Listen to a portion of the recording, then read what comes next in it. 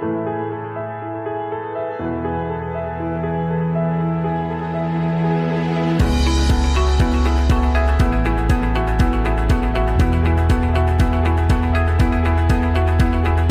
are now done with the Chandigarh tour and are in Punjab Engineering College. It is located in Sector 12 Chandigarh and covers a total area of 146 acres. Punjab Engineering College was established in 1921 in Lahore. After partition, it shifted to Roorkee, and in 1953, it came to its campus in Chandigarh. We at PEC provide a perfect balance of curriculum as well as extracurricular activities. So congratulations to all of you on your admission, and now we'll take you for your campus tour.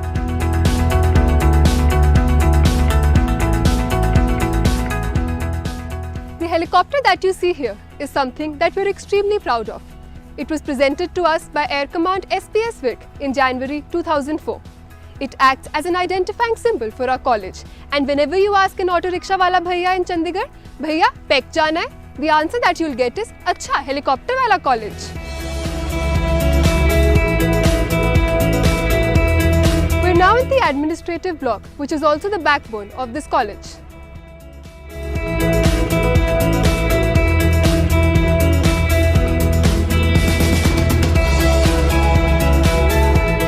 This is the office of the Dean Student Affairs. Our DSA and the 3 ADSAs sit over here. All the co-curricular activities that you do in your college time are a brainchild of the people sitting inside. This is the office of the Dean Academic Affairs. Over here, you will enroll for your courses, get your transcripts, और अगर backlog आ गया तो आना जाना बहुत ही बढ़ जाएगा. Also, over there we have the billing section where all the transactions associated with the college happen. We're now in the admin office. Most of the executive officials sit here. On the second floor of this office, our director, Dr. Dheeraj Sanghi, sits. The TPO, also known as the Training and Placement Office, invites companies on campus and provides us with the best career opportunities available. One of the major reasons why we joined PEC is because of the amazing placements we get, and I can proudly say that the TPO raises its bar every year. TPO also provides us counsel for higher studies and gives us insights into alternate career options. This auditorium is one place where we have most of our memories. From yawns while attending a formal session to preparing for events backstage, this place never fails to amaze us with the surprises it has to offer. From tripping over wires to arranging for sound systems to bonding with seniors, we've had our best times here. A small trivia, the first session of Punjab Vidhan Sabha was held in this auditorium.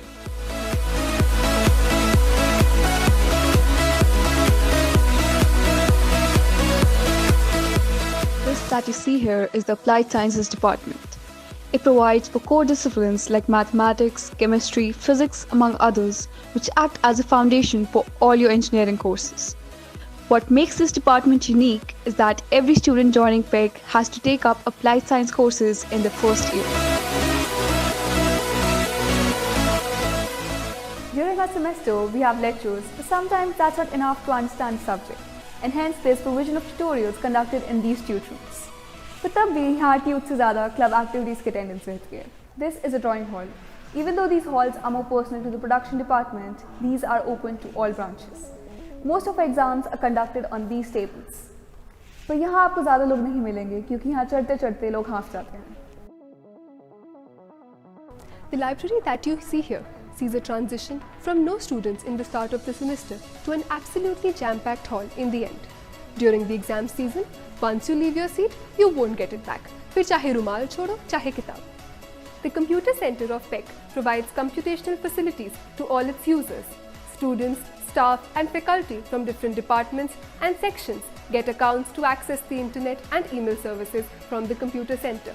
The Computer Center also offers special purpose and advanced softwares for use. PEC Market. This is the place where most of you will spend time making friends and having a gala time between breaks. Could be the place where you make your study plans or decide your entrepreneurship ideas, so while you're here, make it productive and fun. There's food and then there are stationery shops which provide us with the study material during exams. We have an SBI branch and a post office in case you still believe in sending and receiving letters. Now the Computer Science and Engineering Department, which turns out software engineers having a high caliber of technical expertise. This provides for a curriculum which fosters innovation and a breadth of vision necessary to survive in the software industry. Also, we have the Cybersecurity and Research Center, which was established in 2007, and its key work areas include cybersecurity, cybercrime investigation, malware analysis, warfare, counter-cyberterrorism, among others. This that you see here is the Electronics and Communication Department. With fully up-to-date and equipped labs, this department has always strived to inculcate the very best in its students. Famous for its experienced faculty, students from this department have bagged top placements and have got into the best institutions for higher education. New Academic Block is the newest building in PEC, inaugurated just 5 years ago. This is the place where the classes will be held during first year. You will find newly built lecture halls, seminar rooms and conference rooms in this building. You will also find an AC in every room of this building, which will make it easier for you to go through during summers. The Center of Management and Humanities was established in 2016 by carving out a section pertaining to Management and Humanities from the Applied Science Department. In addition to a compulsory course offered in BTech 8th semester, this department also offers various electives in the fields of finance, business research, management and many more. The Department of Civil Engineering is one of the oldest in the institute. It is excellently suited to meet the ever-changing requirements of engineers with courses that combine study of management, business skills and computers with engineering. The Department of Mechanical Engineering is as old as the institute itself. It can boast to have very well equipped laboratories, centralized workshops, Center of Excellence supported by Siemens, which caters to the need of the entire institute, nearby industries and society at large. Don't be surprised if you see girls talking about mechanical because we have girls in this branch as well. One of the oldest departments in PEC, this is the Electrical Engineering Department. Here, you study various topics such as microprocessors, controllers and many more. Various notable alumni from this department are placed at very high positions in the industry. Started in 1962, the Department of Aerospace Engineering has over the years adapted and improved with the fast pace of technology. With rapid changes in the professional world, the department has also established new courses and laboratories for the students to succeed. This is the Open Air Theatre, also known as the OAT. All cultural nights as well as students' performances are hosted here. While the auditorium is the perfect place for all formal gatherings, the OAT makes up for the perfect ambience for all the informal sessions. Once you all come to college, you'll surely love this place. This is the SAC, the Students' Activity Center. Here you will find most of the students working for their respective clubs as well as their upcoming events. This place is full of hustle and positive cheer. This is a department जहाँ necessity और loyalty की value एक drafter decide करता है. Established in 1967, the strength of the production and industrial engineering department lies in the potential of its students, the commitment of the faculty and the various facilities in the fields of human engineering, 3D printing and machining. The production department is also one of the 2 departments in PEC which have a center of excellence, making great strides in the fields of value and human engineering as well as 3D printing. EIC, or the Entrepreneurship and Incubation Cell, also referred to as the most productive hideout in our college, is set up to develop young entrepreneurs and foster the spirit of entrepreneurship. If you wish to have your own startup someday, this is your place to nurture ideas and develop your skills. Now we are at the Siemens Lab. This lab was inaugurated on 17 December 2019 by the Honorable Governor of Punjab and Administrator UT Chandigarh, Shri VP Singh Badnaun. This Centre of Excellence was established at the cost of 170 crores, having 14 labs in the areas of energy, digital manufacturing and automation. This lab covers a total area of 17,000 square feet and provides over 60 plus Siemens certified courses which are recognized globally. We're now in the Materials and Metallurgical Engineering department. This department has shown noteworthy progress in its research and industrial exposure and is famous for its alumni having high posts in the industry. Our institute has 2 playgrounds as well as a well-maintained athletic track, which encourages students to take part in a lot of games. We at PEC also organize an annual athletic meet which attracts a lot of crowd and cheer. Fun fact, our sports complex is located in one corner of the college. ताकि बच्चों का यहाँ आते आते ही warm up हो जाए।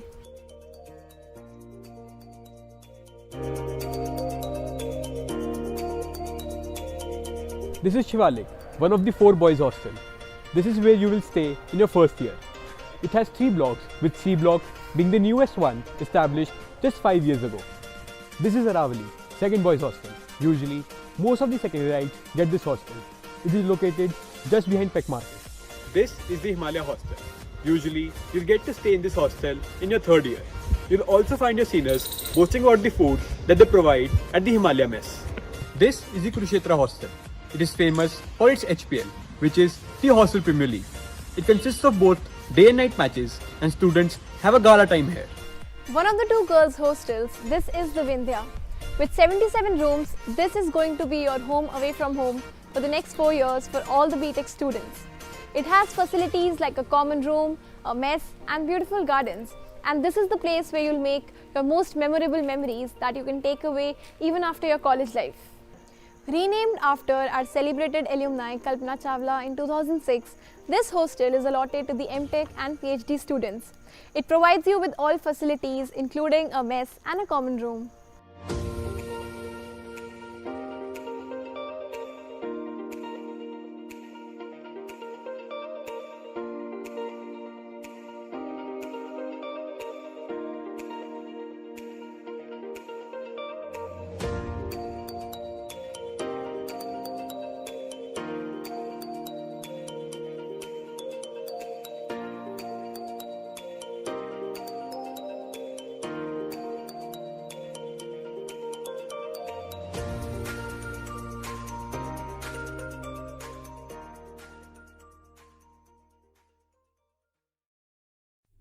Welcome to an audio-visual presentation on Siemens Centre of Excellence set up at Punjab Engineering College by MTC.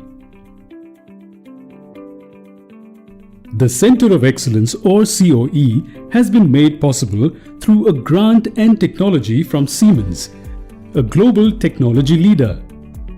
Offer of space and seed funding by Punjab Engineering College, a sought-after institute by both students and industry alike.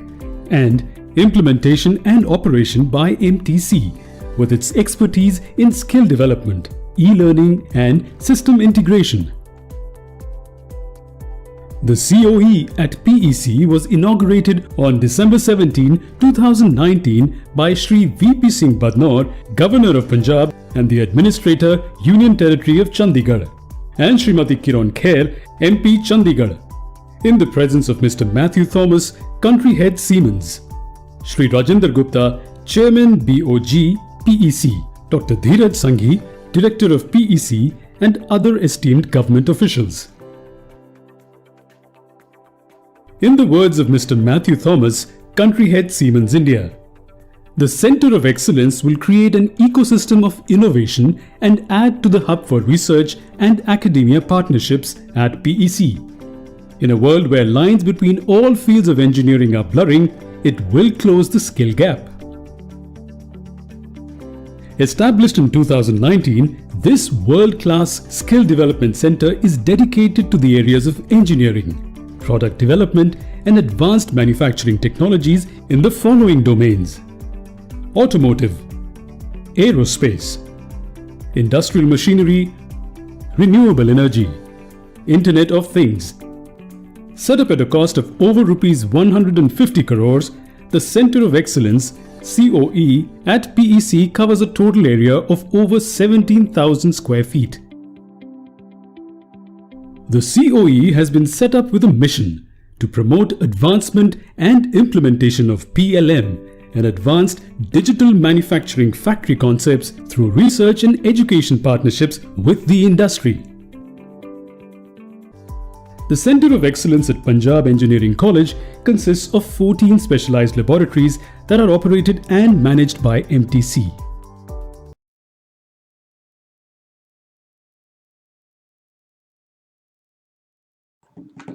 ये modular automation production system bottling plant का demo है। यहाँ पे 5 station है, तो each station control हो रहा है बाय यूजिंग पीएलसी। तो इसको ये पीएलसी बोलते हैं। ये कंट्रोलर है जो एक्चुएटर को कंट्रोल करके काम कर रहे हैं।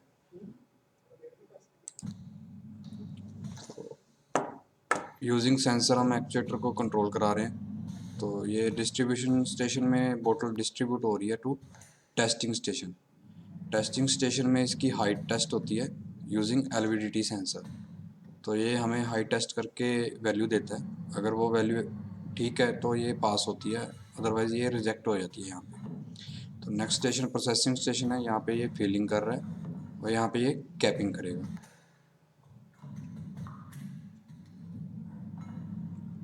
नेक्स्ट स्टेशन हमारा बफर स्टेशन है। बफर स्टेशन बोतल को बफर करता है। अगर मल्टीपल बोटल्स इस स्टेशन में आ जाती है तो ये 1 बाय 1 बोटल्स को बफर करके नेक्स्ट स्टेशन को सेंड करता है।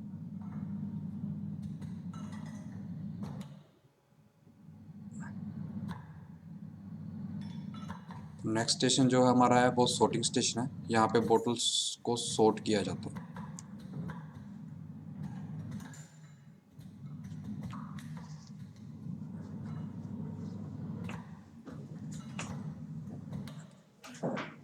तो ये बोटलिंग प्लांट ऐसे ही काम करता है।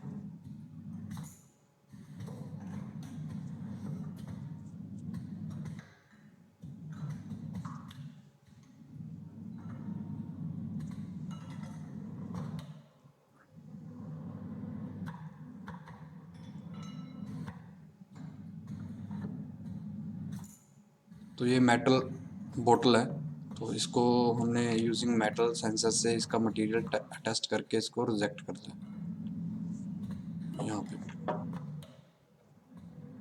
तो ये यहाँ पे रिजेक्ट हो जाता है।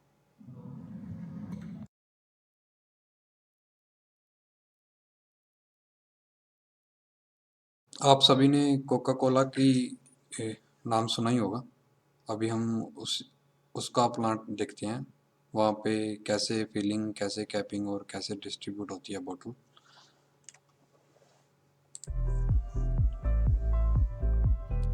तो ये डिस्ट्रीब्यूशन स्टेशन है। तो यहाँ से बोतल डिस्ट्रीब्यूट हो रही है टू फिलिंग।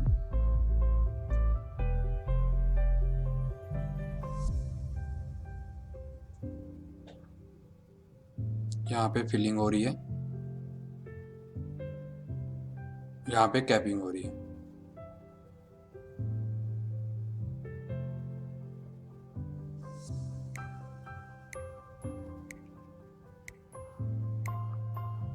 यहाँ पे सोर्टिंग हो रही है और यहाँ पे लेबलिंग हो रही है।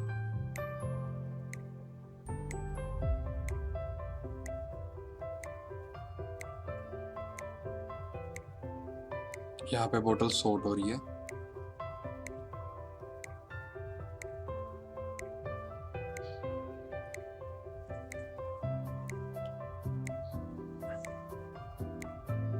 यहाँ पे पैकिंग हो रही है। जैसा अभी आपने देखा, सारा जो प्रोसेस चल रहा है वो ऑटोमेटेड है, तो इसमें ह्यूमन की इंटरेक्शन बहुत कम है। तो ये सारा प्रोसेस जो हो रहा है वो पीएलसी कंट्रोलिंग से हो रहा है।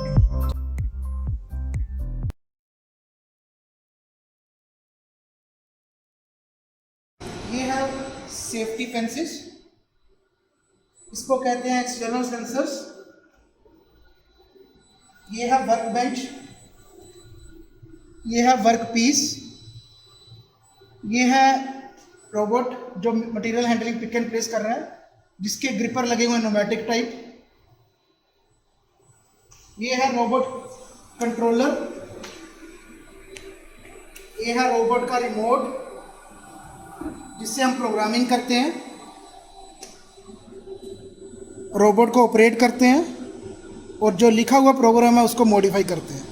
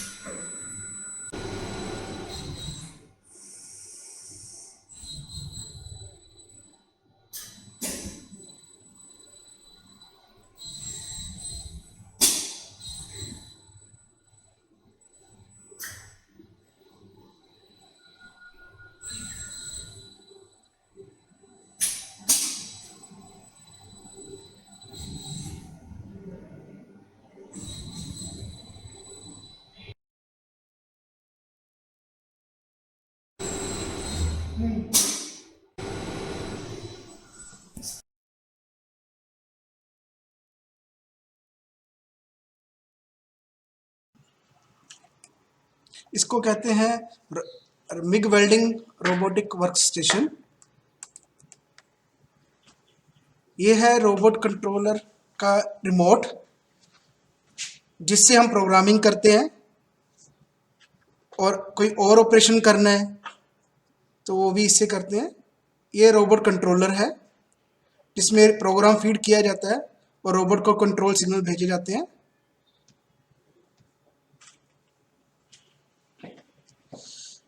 ये रोबोटिक वर्क सेल जो आर्क वेल्डिंग कर रहा है उसका सेटअप दिखा रहा है।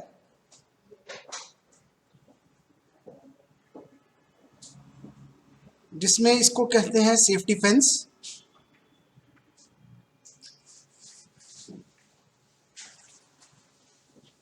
ये है एक्सटर्नल सेंसर्स, ताकि कोई भी आदमी अंदर चला जाए तो रोबोट उसी पोजीशन पे इमरजेंसी स्टॉप हो जाए, सेफ्टी कराने के लिए। इसको कहते हैं वर्क बेंच, जिसमें वर्क पीस रखे जाते हैं।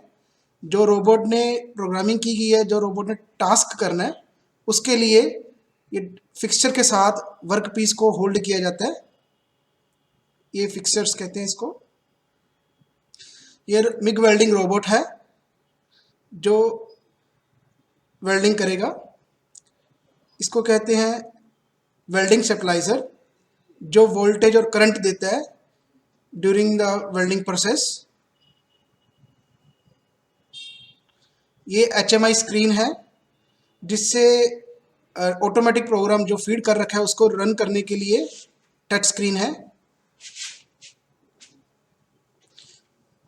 सबसे पहले अगर रोबोट जो सिस्टम हमारा बिजी है तो येलो लाइट आएगी। इट मीन्स कि वो चेक कर रहा है कि जो सिस्टम रेडी हो जाए ताकि प्रोग्राम को एग्जीक्यूट किया जाए।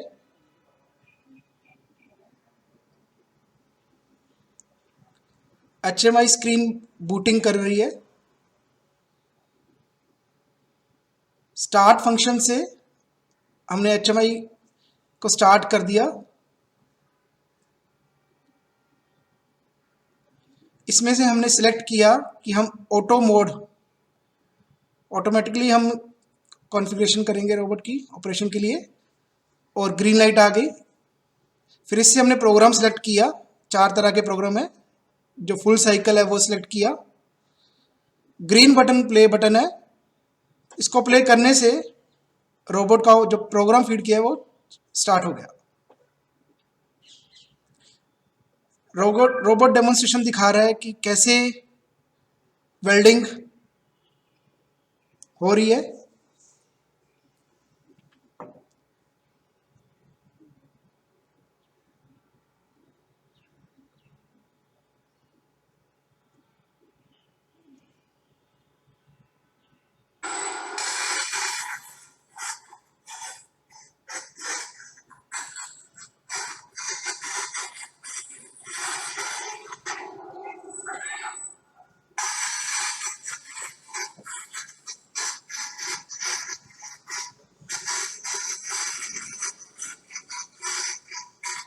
यहाँ पे 3 वर्क सेल पड़े थे, तीनों वर्क पीस को उसने वेल्डिंग कर दिया, जैसा प्रोग्राम में फुल साइकिल लिखा हुआ था।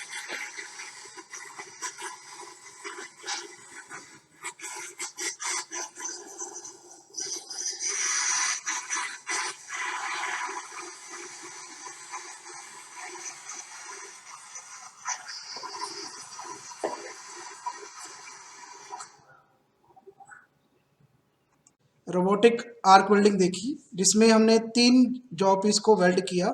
यह पहला वर्क पीस है जो कि 90 डिग्री रेक्टेंगुलर जॉब को एक प्लेट से वेल्ड कर रहा है।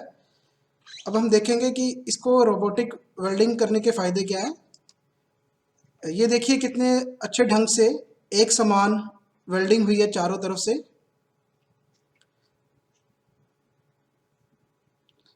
ये दूसरा पीस जिसमें हमने वेल्डिंग की है 2 प्लेट की जो पैरेलल पड़ी हैं, और ये तीसरा वर्कपीस जिसमें एक सर्कुलर ट्यूब है जो एक प्लेट के साथ वेल्डिंग हो रही है।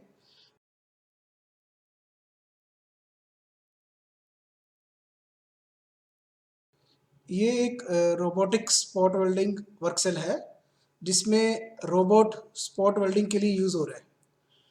तो रोबोट क्या करेगा कि एक वर्कपीस जो आगे दो मेटल शीट्स पड़ी हैं उनके ऊपर वेल्डिंग करेगा in the form of spots. यहाँ से रोबोट को ऑन किया जाता है। ग्रीन बटन प्रेस करने से जो रोबोट प्रोग्राम है ऑटोमेटिक मोड में एग्जीक्यूट हो जाएगा। जॉब को अलाइन कर दिया रोबोट के वेल्डिंग के लिए। वेल्डिंग स्टार्ट होगी। ये 3 स्पॉट लगा रहा है जो 2 मेटल शीट्स को जॉइन कर रहा है। सिमिलरली दूसरी तरफ से जॉब को घुमाकर अब रोबोट यहाँ पे स्पॉट वेल्डिंग करेगा।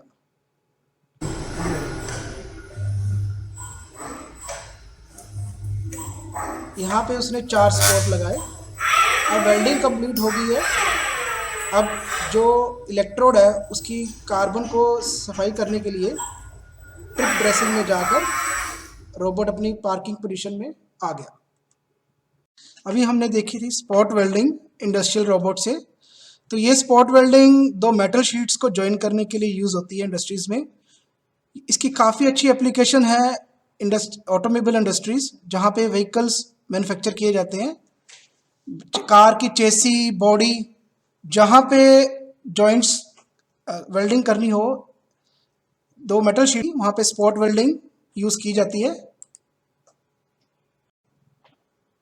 Industrial robotics pick and place operation, welding के 2 operation, arc welding, spot welding robot के द्वारा की जाती है।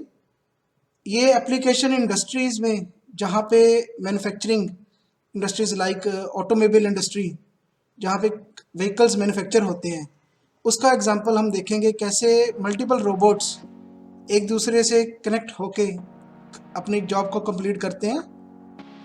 अभी हम एग्जांपल देख रहे हैं एक BMW कार मैन्युफैक्चरिंग प्लांट का, जिसमें ये पहला एप्लीकेशन दिखाया जा रहा है जिसमें एक जो बोनट है वो पिक करके जो कार की बॉडी वहाँ पे प्लेस किया जा रहा है।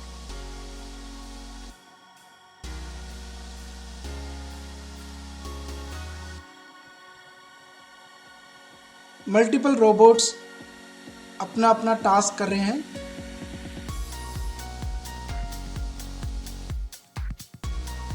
यहाँ पे सेवरल स्पॉट वेल्डिंग रोबोट्स जो कार की बॉडी में 2 मेटल शीट्स को जॉइन करने के लिए थ्रू स्पॉट वेल्डिंग इम्प्लीमेंट किए गए हैं। ये सारा प्रोसेस सिंक्रोनाइज्ड है।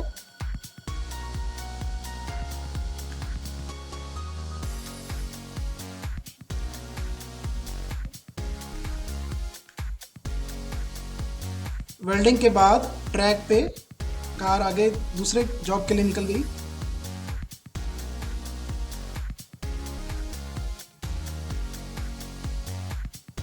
ये पिक एंड प्लेस करके गाड़ी का जो बैक पार्ट है वो प्लेस किया गया। वेल्डिंग होने के बाद पेंटिंग प्रोसेस स्टार्ट है, जिसमें रोबोट मल्टी ऑपरेशन करके अपनी जॉब कंप्लीट कर रहे हैं।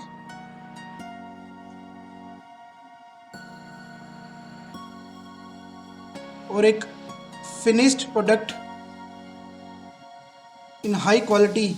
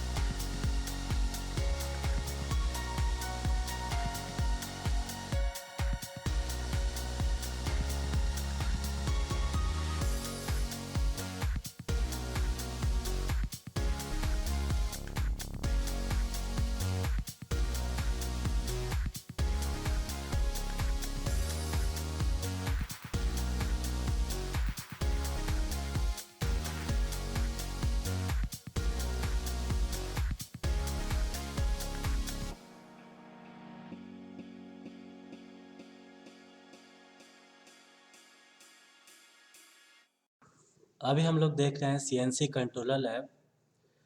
सीएनसी कंट्रोलर लैब मतलब कंप्यूटर न्यूमेरिक कंट्रोल लैब। जो ये कंट्रोलर और सॉफ्टवेयर जो होते हैं ये सीएनसी मशीन में यूज़ होते हैं। जैसे हमारे पास अभी बनाया है 2D प्रोग्राम बनाया है, और इसमें हम लोग अभी प्रोग्राम बना के चेक कर रहे हैं कि जो मेरा प्रोग्राम है वो सही है कि नहीं। ठीक है, इसके बाद हम इसको मशीन में ले जाते हैं मैन्युफैक्चर करने के लिए। तो ये 2D प्रोग्राम मेरा अभी कंप्लीट हो चुका है। इसके बाद हम लोग जाते हैं मिलिंग में। तो मिलिंग में अभी हम लोग चेक करेंगे कि मिलिंग मतलब होता है आपका 3 एक्सिस का, टर्निंग होता है आपका 2।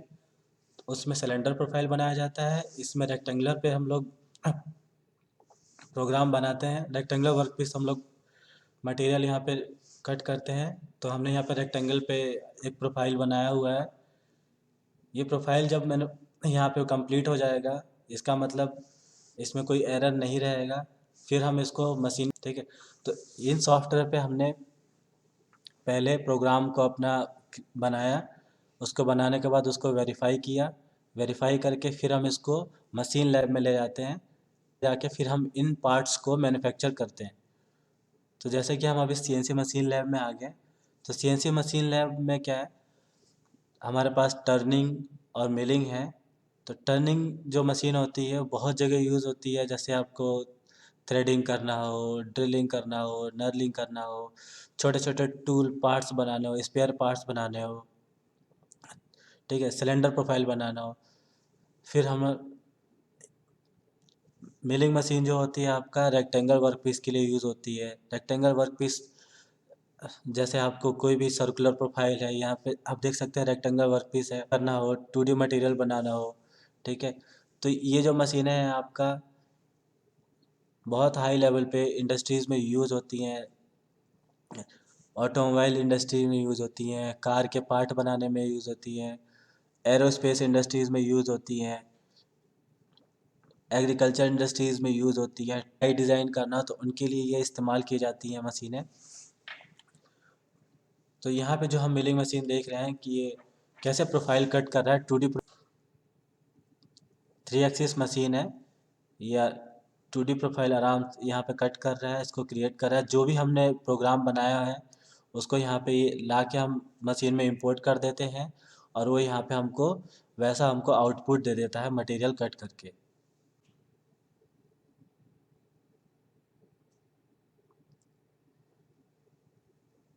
तो जैसे देख सकते हैं ये इंडस्ट्री का पार्ट है, ये इंडस्ट्री। तो ये मिलिंग मशीन पे बन रहा है यहाँ पे।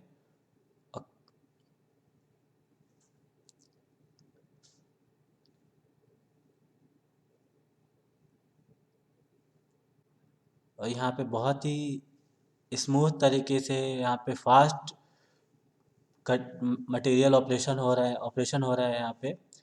सेम पार्ट हम लोग इसको अगर बहुत सारा बनाना चाहते हैं तो इसको हम लोग मास प्रोडक्शन में भी इसको इस्तेमाल कर सकते हैं। मास प्रोडक्शन में जैसे हमको 100 पीस बनाना है, 500 पीस बनाना है, ठीक है। तो सेम ऐसा ही पार्ट हम लोग इसको इस मशीन पे हम लोग बना सकते हैं। हमको एक बार प्रोग्राम इसको बनाना होगा वहाँ पे सॉफ्टवेयर में प्रोग्राम बना के चेक करने के बाद से हम मशीन में लाके इसको सेट कर देंगे। सेट करने के बाद से आप इसको जितना जितना पार्ट बनाना चाहते हो सेम डायमेंशन का, सेम एक्यूरेसी का आप इसको यहाँ पे मैन्युफैक्चर कर सकते हो, ठीक।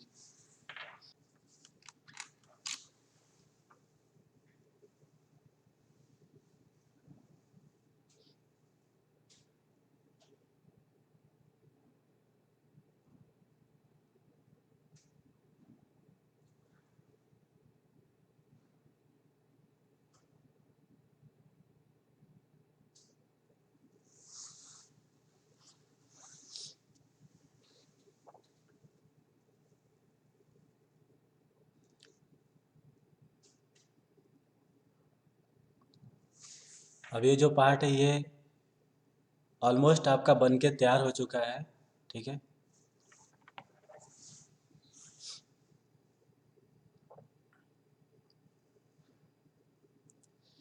ये पार्ट जो है आपका मिलिंग मशीन पे बना था। अब जो हम ये पार्ट देख रहे हैं ये टर्निंग मशीन पे है। जैसा मैंने कहा था आपको कि टर्निंग में हम लोग सिलेंडर प्रोफाइल पर वर्क करते हैं, मिलिंग में हम लोग रेक्टेंगुलर पे। तो यहाँ पे हम लोग देख सकते हैं टर्निंग में क्या है, आपका एक सिलेंडर जॉब है जिस पे हम लोग थ्रेडिंग कर रहे हैं अभी।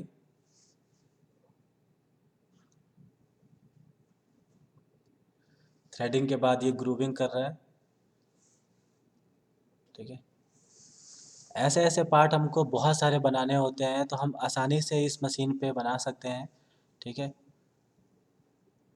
ये ऐसा पैनल रहता है हमारी मशीन का, सीमेंस कंट्रोलर का, ठीक है, जिस पे हम लोग प्रोग्राम लिखते हैं और इंपोर्ट करते हैं।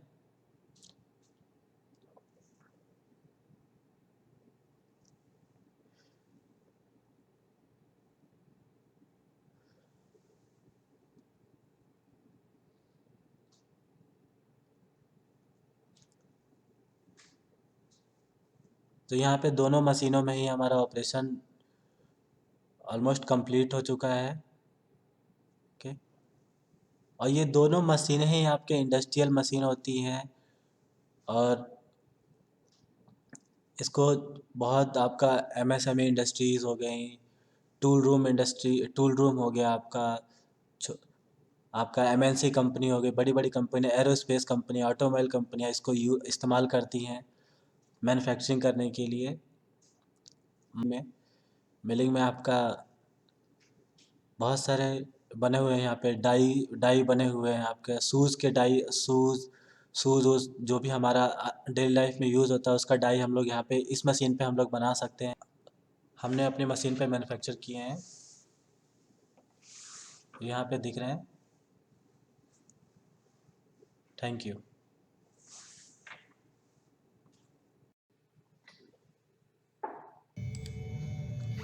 अभी हम 3D प्रिंटिंग लैब में हैं। हमारे पास Stratasys FDM F270 3D printer की फैसिलिटी है इस लैब में। इस लैब में हम CAD मॉडल को 3D प्रिंट कर सकते हैं। तो सबसे पहले कि हम CAD मॉडल को स्लाइस करते हैं एक स्लाइसिंग सॉफ्टवेयर में। ये है ग्रैब CAD प्रिंट, जैसा कि आप देख सकते हैं। यहाँ एक ड्रैगन फ्लाई है जिसका CAD मॉडल है, जिसको हमने स्लाइस किया है लेयर्स में। ये हमको 3D प्रिंटिंग करने से पहले किसी भी CAD मॉडल को स्लाइस करना पड़ता है लेयर में। देन हम कमांड देते हैं प्रिंट की, जैसा कि आप देख सकते हैं यहाँ पे प्रिंट कमांड है।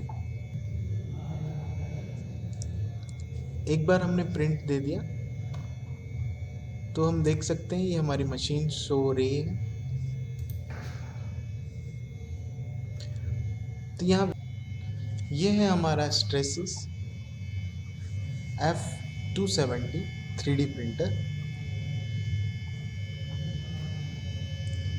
ये है इसका पावर बटन, जैसा कि आप देख सकते हैं। ये है इसका कंट्रोल पैनल। आप यहाँ से टच है ये, आप इससे कंट्रोल कर सकते हैं नॉर्मली।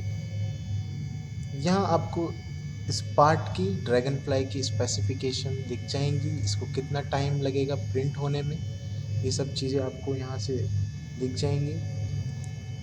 ये है आपका क्यू सेक्शन, जहाँ बताता है कि कौन सा पार्ट आप प्रिंट कर रहे हैं। और ये तरह तरह के ऑप्शंस दे रखे हैं हमको, जैसे ये सेटिंग है, जैसे हमको इस प्रिंटर को कनेक्ट करना हो कंप्यूटर से तो हम यहाँ से इसका IP एड्रेस डाल देते हैं कंप्यूटर में, जिससे ये कनेक्ट हो जाता है। आप यहाँ देख सकते हैं उस ड्रैगन फ्लाई को 3D प्रिंट होते हुए। ये हमारे नोज़ल हैं, एक सपोर्ट मटेरियल के लिए है नोज़ल, दूसरा नोज़ल है आपका मेन मटेरियल के लिए। तो यहाँ आप देख सकते हैं XY डायरेक्शन में मूव कर रहा था। ये है हमारा एजिटेशन टैंक। एक बार पार्ट कंप्लीट हो जाता है, यहाँ पे हम सपोर्ट मटेरियल रिमूव करते हैं इस केमिकल में डाल के। केमिकल और पानी का मिक्सचर है ये, जिसमें कि हम सपोर्ट मटेरियल डाल देते हैं, वो डिज़ोल्व हो जाता है और हमको मेन मटेरियल मिल जाता है। इस टैंक की कुछ खासियत है, इसमें हम टेम्परेचर मेंटेन कर सकते हैं 70 डिग्री तक, प्लस इसमें जो पानी है वो बहता रहता है। यहाँ यहाँ से आप टेम्परेचर इंक्रीज कर सकते हैं। कुछ टाइम बाद आपका सपोर्ट मटेरियल डिज़ोल्व हो जाता है। ये हमारे प्रोडक्ट हैं जो हमारे 3D प्रिंटिंग से डेवलप किए गए हैं, जैसे कि स्प्लिटर और ये स्कॉट बॉल स्टाइलस। अब फेस मास्क शील्ड हमने PGI के लिए डेवलप की थी कोविड-19 के दौरान।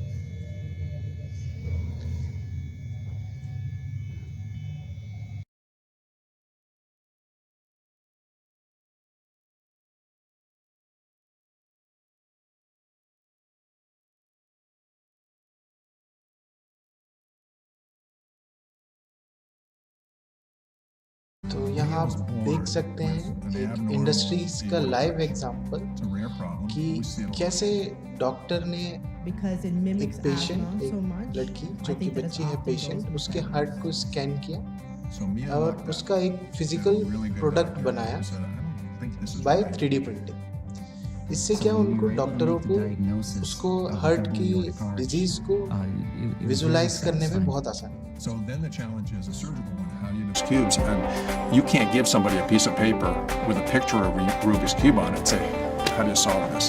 You have to hold that three-dimensional object in your hands and then come up with the solution. At Nicholas Children's Hospital, we're actually using 3D printing to assist the surgeons with their surgical planning and teaching of new medical students. So having the ability to make these 3D models, to look at them on a screen, but also to print them out and hold them in our hands, has really made a fundamental change in how we view a lot of these diseases.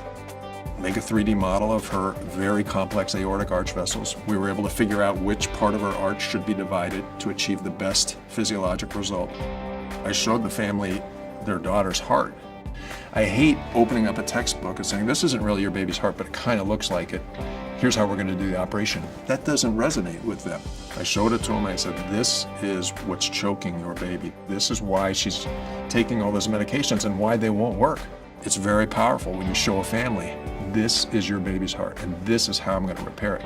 We've gone through planning an operation on a patient who was told, hey, you're inoperable. We made a 3D model. I literally carried it around in my gym bag for a couple of weeks. So I would reach in, take it out, and look at it until it finally dawned on me that there was a relationship that we could exploit. Well, why experiment? Why go into the operating room and hope when we've got a model and we can actually test the device in the model and know with certainty this is going to work? They could feel confident that we were going to do the right thing. When we did the operation, we took intraoperative images and they looked exactly like that model. From having 4.5 years of not knowing to all of a sudden in less than a 2-month time frame, she's back out of her surgery and back to normal. You know, so that's been a great experience for us.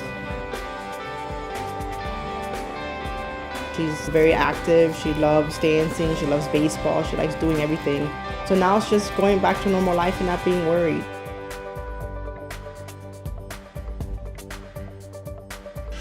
Show them the level of sophistication that you have. Show them what you're capable of.